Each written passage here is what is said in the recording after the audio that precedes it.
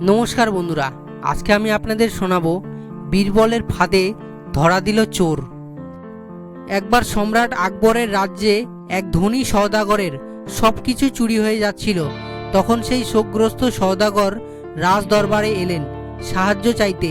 তখন আকবর বীরবলকে সেই চোরকে খোঁজার জন্য সওদাগরকে সাহায্য করতে বললেন। বুদ্ধিমান বীরবল সম্রাটের আদেশে নেমে পড়লেন কাজে। সে প্রথমেই সওদাগরের সঙ্গে কথা বলতে গেলেন। সওদাগর তখন বীরবলকে জানালেন যে তিনি তার একজন ভৃত্যকে এ ব্যাপারে সন্দেহ করেন।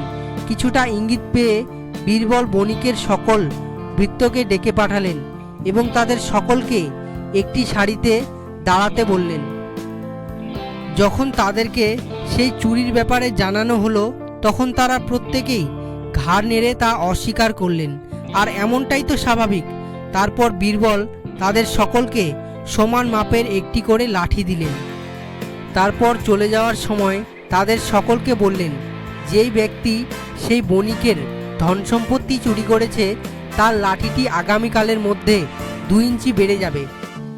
এর পরের দিন যখন বীরবল সেই সকল লাঠিগুলোকে পরীক্ষা করে দেখার জন্য বণিকের সকল ভৃত্যকে ডাক পাঠালেন, তখন তিনি দেখলেন যে একজন ভৃত্যের লাঠিটি 2 ইঞ্চি ছোট। এই দেখে বীরবল বুঝতে পারল আসলে চোরকে। তারপর সেই চোরকে ধরে নিয়ে যাওয়া হলো রাজ দরবারে। সম্রাট তাকে যথারীতি চুরির শাস্তিও দিলেন। যখন সেই সওদাগর বীরবলের থেকে জানতে চাইলেন চোরটিকে ধরে ফেলার রহস্যটি, তখন বীরবল উত্তর দেন যে সেটি খুবই সহজ ছিল। যে চুরি করেছিল সে তার লাঠিটিকে 2 ইঞ্চি কেটে দিয়েছিল, এই ভেবে যে তার লাঠির মাপ 2 ইঞ্চি বেড়ে যাবে। একটি ছোট্ট পরিকল্পনার মাধ্যমেও বীরবল চোরকে ধরে দেখালেন।